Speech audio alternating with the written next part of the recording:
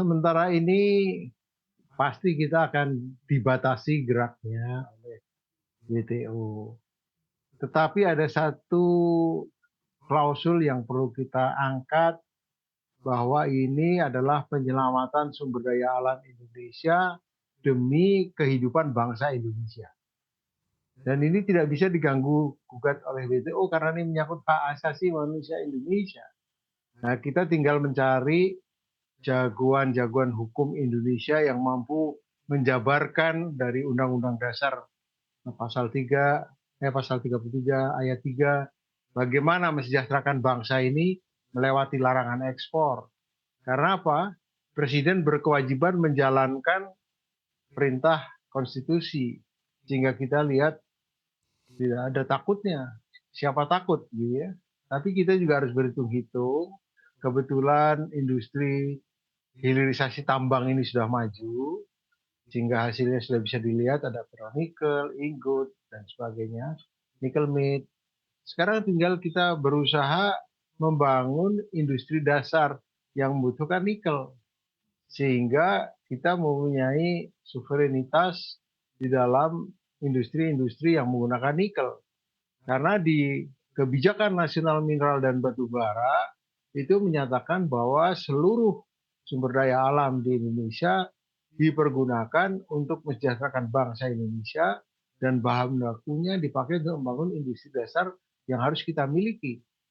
Jadi kalau sekarang industri hilirisasi di tambang sudah maju, kemudian hasilnya sudah bisa dilihat, kelipatan penghasilannya juga dari nikel setengah jadi sudah dirasakan.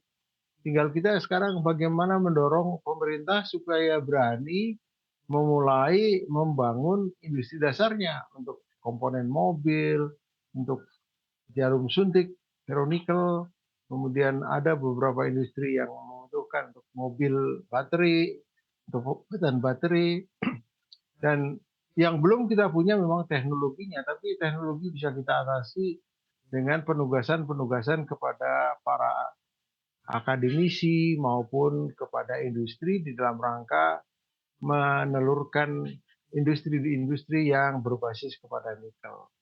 Jadi butuh keberanian.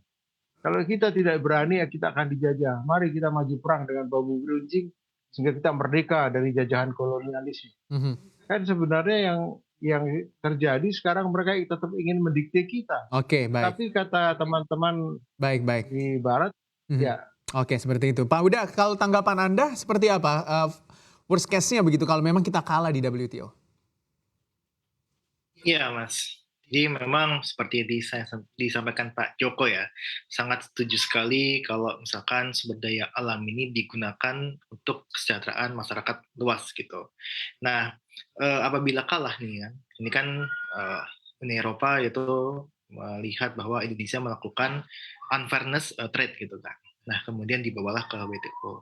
Nah, ketika Indonesia kalah nih dan memang nampaknya Pak Jokowi juga sudah bukan mengangkat bendera ya, tapi sudah bilang bahwa ya kemungkinan besar kita kalah gitu. Nah ini yang kita rasa bisa mengganggu untuk investasi smelter, terutama untuk smelter nikel ya. Ini jangan sampai sebenarnya mengganggu dari proses pembangunan smelternya gitu. Karena bisa jadi kan sebenarnya perusahaan-perusahaan yang sudah ada komitmen gitu, kemudian ada kalah kita di WTO, kemudian nikel kita bisa diekspor gitu kan, terus kemudian kurang bahan baku di dalam negeri gitu kan. Nah ini yang bisa menyebabkan investor-investor ini akan berpikir ulang lagi untuk membangun smelter di Indonesia gitu. Nah ini yang harus dipikirkan oleh pemerintah gitu. Jangan sampai sebenarnya kalahnya Indonesia di WTO ini mengecilkan niat dari investor-investor yang sudah niat untuk membangun smelter pengolahan nikel di dalam negeri. Nah ini juga terkait juga sebenarnya Mas, ini dengan kita kan ya sudah ini ya, sudah mencanangkan lah sebenarnya kan, menjadi salah satu negara supply chain untuk industri kendaraan listrik gitu kan. Nah ini pasti akan terganggu juga nih ketika smelter untuk pengolahan nikel ini tidak jadi dibangun di dalam negeri. Tapi mudah-mudahan sih sebenarnya komitmen investor ini tetap ada ya, meskipun pintu ekspor untuk nikel ini dibuka lagi, Mas. Mhm, oke, harus ada komitmen tentunya ya kalau kita melihat. Tapi kalau potensi kerugiannya kalau memang kita kalah di WTO akibat gugatan ini seberapa besar sih kita harus melakukan ganti rugi Anda melihatnya, Pak Huda? Iya, tentu Pak Joko yang paham soal ganti ruginya, tapi pasti kompensasinya nggak kecil ya Pak Joko ya? Berapa Pak Betul, Joko? Ya, betul. Berapa Pak Joko kompensasinya kira-kira? Ya, sekarang kalau kita tadinya mengekspor kurang lebih hampir 80% nikel kita ke negara-negara industri, biji nikel ya. Mhm, Ya tentunya sekarang biji nikel harganya 22.000 ya tinggal ngalikan aja gitu kan.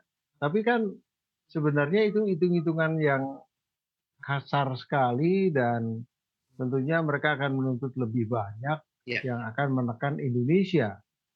Jadi kalau menurut saya kalau cuma diminta katakanlah 400.000 ton kali 22 kemudian kita kalikan dengan dolarnya, ya kita masih bisa bayar, Indonesia punya dividen banyak kok. Kita boleh sombong gitu ya. Dan batu bara bisa menyelesaikan itulah, mhm, dividen dividen dari batu bara, mhm, devisa dari batu bara. mhm, oke, Tetapi yang kita harapkan bukan apa tuntut menuntut, tapi dunia ini kan ya sekarang cita-cita G20 kan recover together, stronger together. ya, Ngapain saling menuntut? Nggak menyelesaikan. Jadi kita arahkan nanti pembelaan kita menuju retroactive justice. mhm, Apa yang kita kita kolaborasikan, apa yang kita kerjasamakan. Kalau tuntut menuntut kita bisa nuntut ke Belanda 350 tahun dia jajah, nyuri segala macam gitu kan. Inggris berapa tahun, Spanyol berapa tahun. Ya kita balikin aja begitu di international justice-nya. Jadi kita tidak bisa main hantam aja, EU mau menangnya sendiri, tapi kita juga harus mempunyai kesediaan bekerja sama untuk mengurangi kerusakan-kerusakan perdagangan dunia. mhm, Kenapa? Itu berakar di Undang-Undang Dasar di pembukaan bahwa kita berpartisipasi aktif di dalam persaturan dunia dan ini kita jalankan.